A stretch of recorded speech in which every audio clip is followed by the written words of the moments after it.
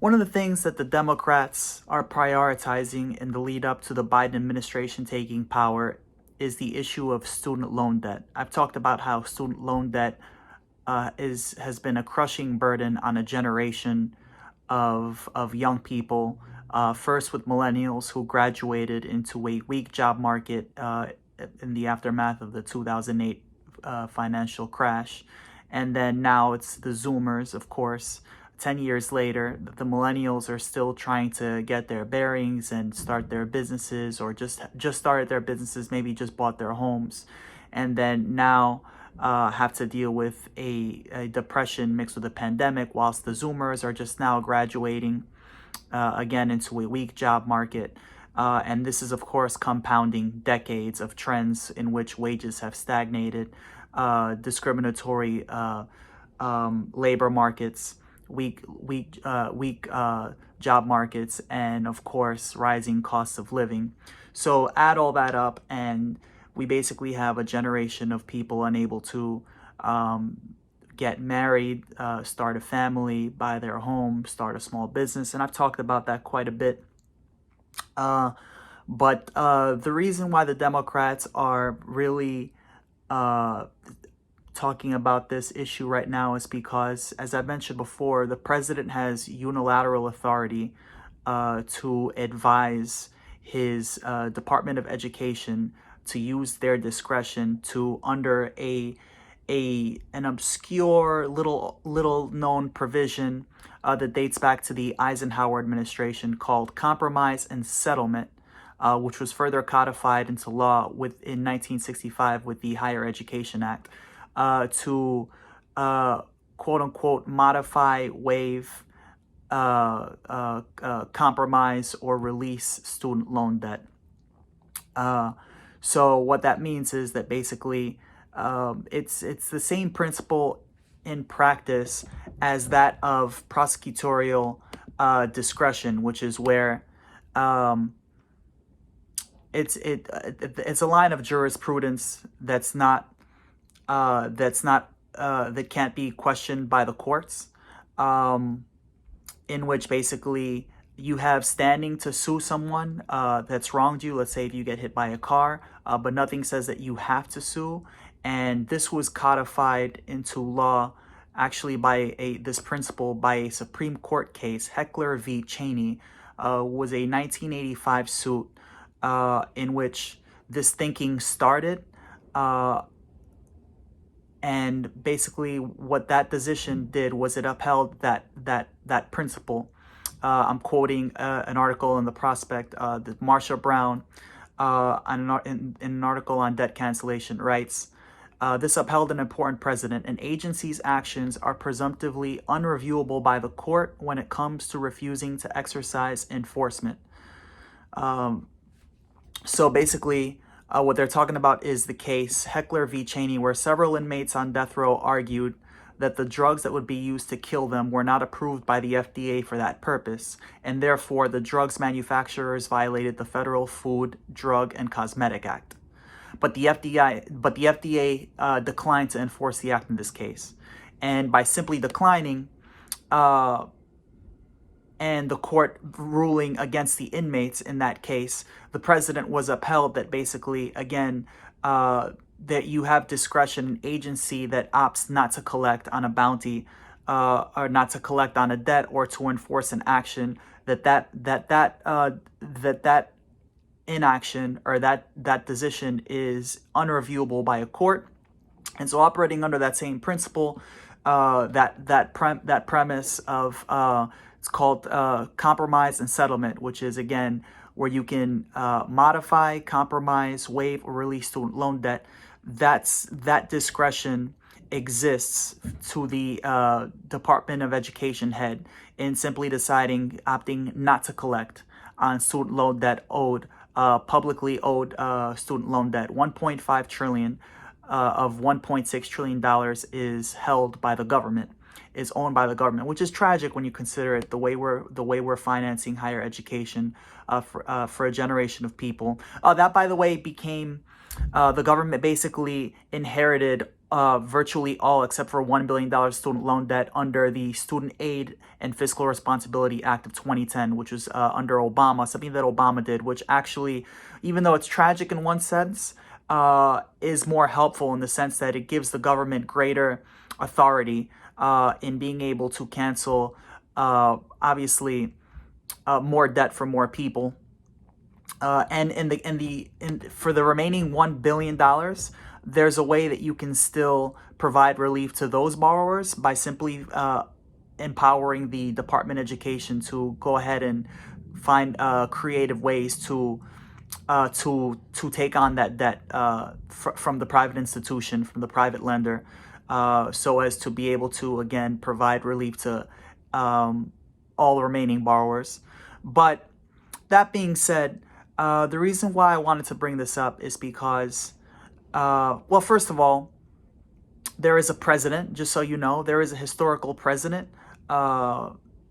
relating to times when the Department of Education used their discretion to provide relief for certain borrowers who were eligible under very specific criteria.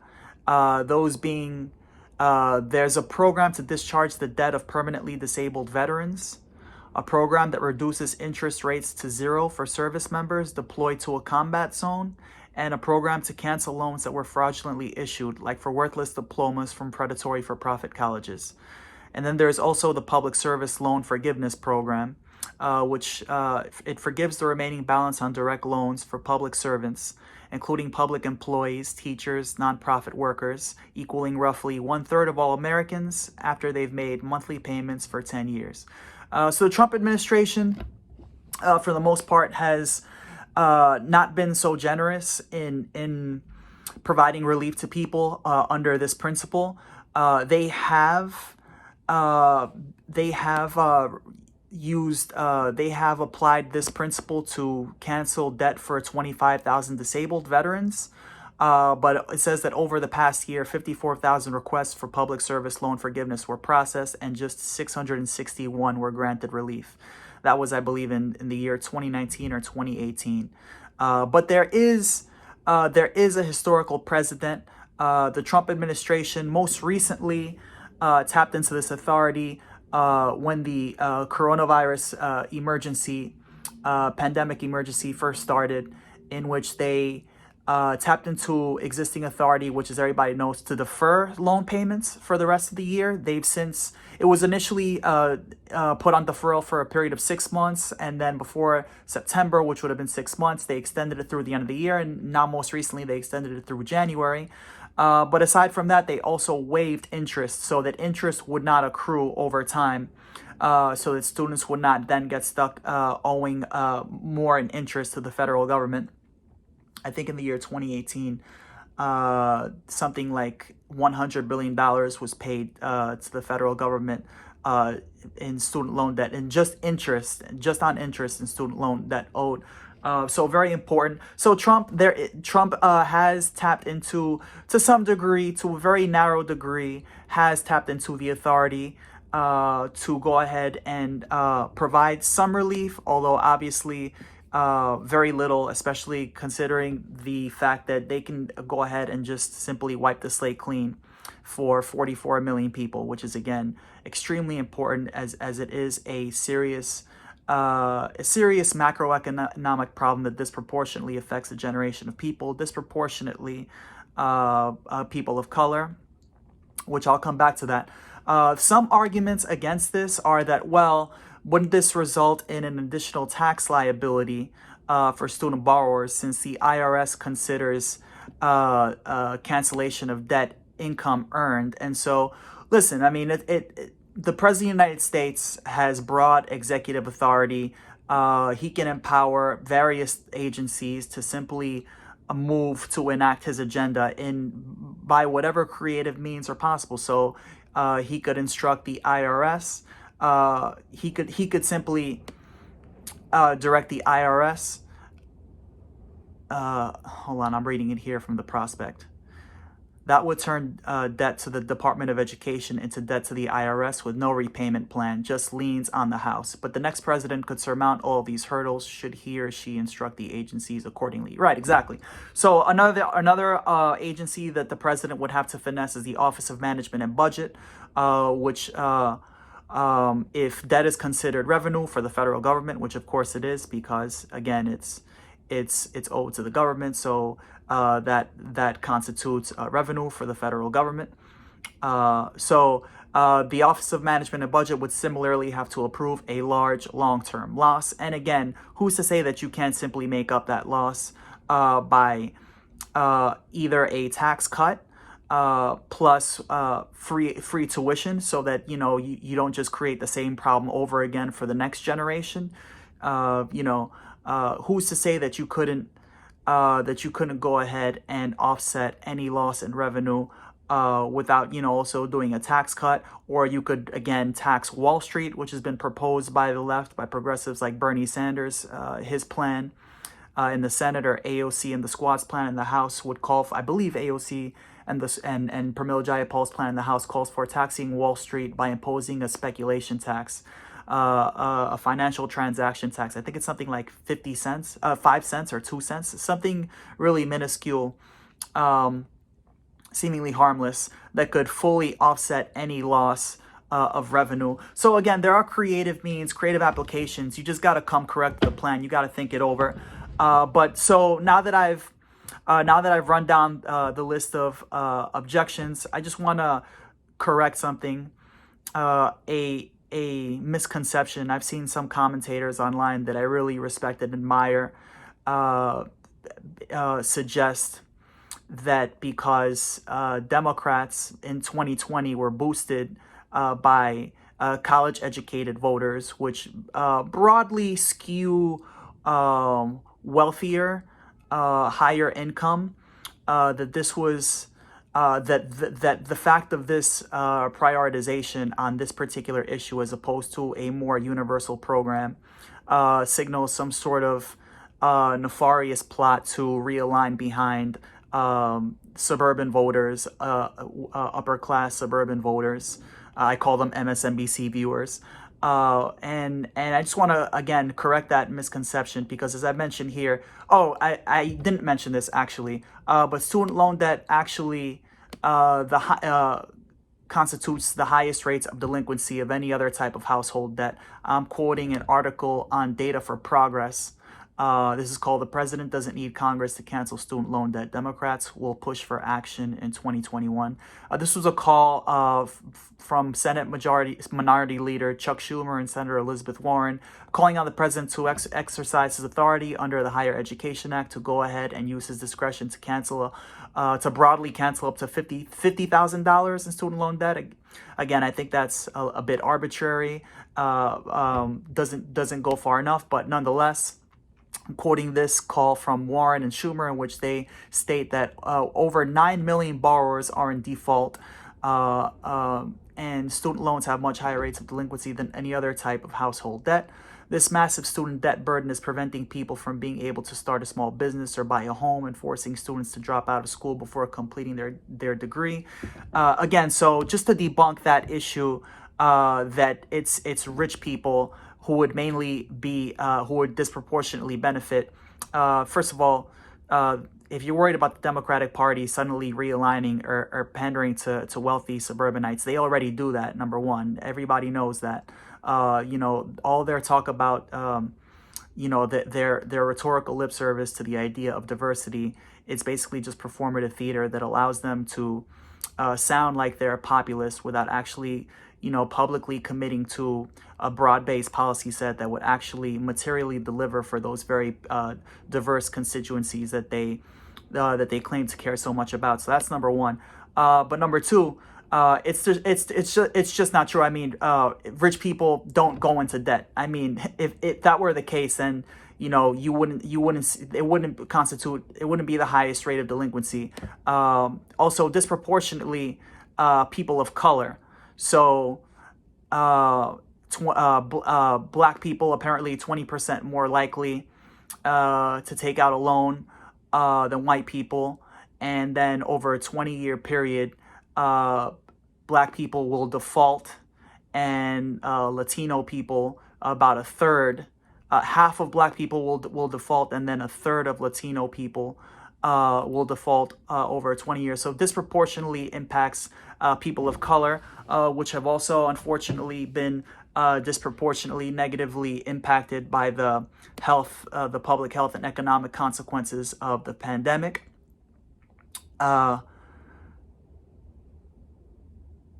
So I just wanted to clarify that no, this actually this is a really great issue that the Democrats should be publicly advocating for, because again, especially in times of crisis like now, obviously we have a weak job market already, and this at a time when, so here it is. Black students are on average nearly 20 percentage points more likely to take out federal student loans. Half of black borrowers and a third of Latino borrowers default on their loans within 20 years. Canceling student loan debt would increase wealth for black and Latino families, help them avoid default, and start to close the racial wealth gap, which the racial wealth gap, guys, historically, you got to remember that black people have historically been unable to accrue wealth because of lingering racial tensions in this country. In the aftermath of, obviously, America has a very ugly race history. But as you all know, the FHA, the Federal Housing Authority, following World War II, decided to redline mortgages in certain majority black communities for mortgages. So you have generations of black people that already have been unable to intergenerationally accrue wealth at the same rate as their white peers. And this obviously, again, only compounds and exacerbate that problem. Not to mention the fact that, as I mentioned, young people, the people disproportionately young people impacted by the crushing student loan debt, the burden of crushing student loan debt, are also the people who are early in their careers, just starting their careers, and are therefore more likely to encounter difficulty in either finding a job or retaining a job if they're entry level, if they're new in that job. And of course, the kinds of jobs that we're talking about due to weak job markets are low-paying jobs. Again, decades of wage stagnation dating back to 1973. So again, compound all these macroeconomic problems for working class people with the new problems of the pandemic and the Great Depression for Zoomers, coming off the heels of the problem of the financial crisis for millennials.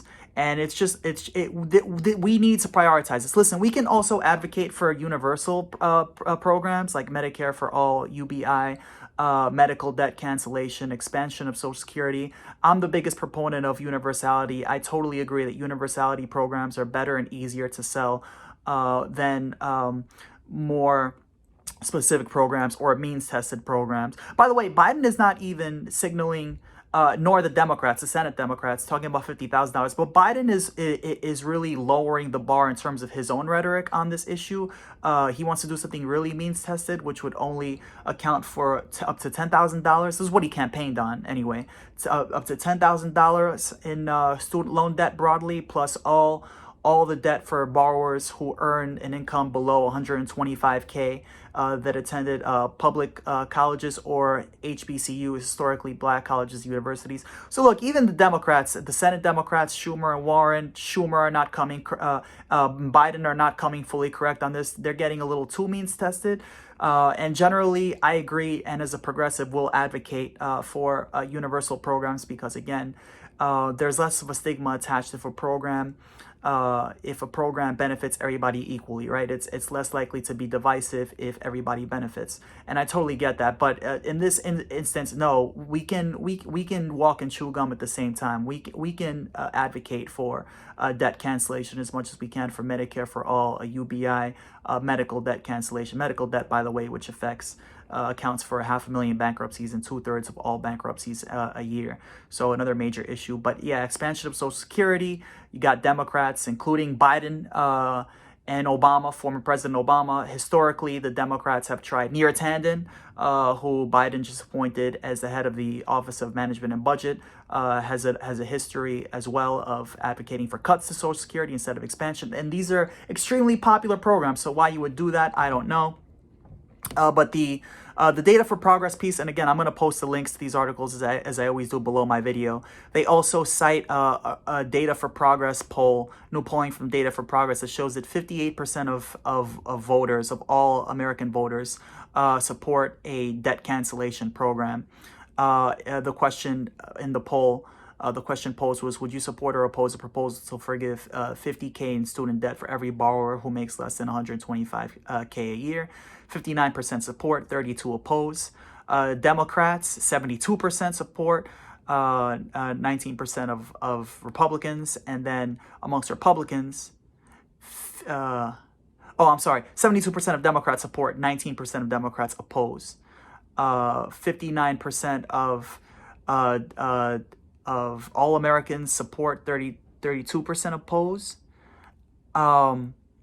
And then here, Republicans, 53%. So even a majority of Republicans support and 39% oppose. So again, populist policies, these are no-brainer proposals that the Democrats need to get behind if they want to be serious about giving people hope and giving voters who went to bat for Biden, progressives, the left in particular, giving them a reason to justifying their vote, justifying them their putting their faith in Biden, who historically has not been the most progressive senator or vice president. So yeah, this is definitely something that we need to push for. Debt cancellation should be a top priority for Joe Biden and Senate Democrats, and I hope that they do it all, like Bernie Sanders and AOC have talked about and have championed in the Senate and the House, and Bernie when he ran for president. We need to cancel all student loan debt, quite frankly. This is a real serious problem, and it impacts the housing market, people's ability to buy a home, people's ability to buy a car, people's ability to get married and have a family, etc. So this is the kind of stuff that the Democratic Party needs to associate, the kinds of policies that it needs to be associated with.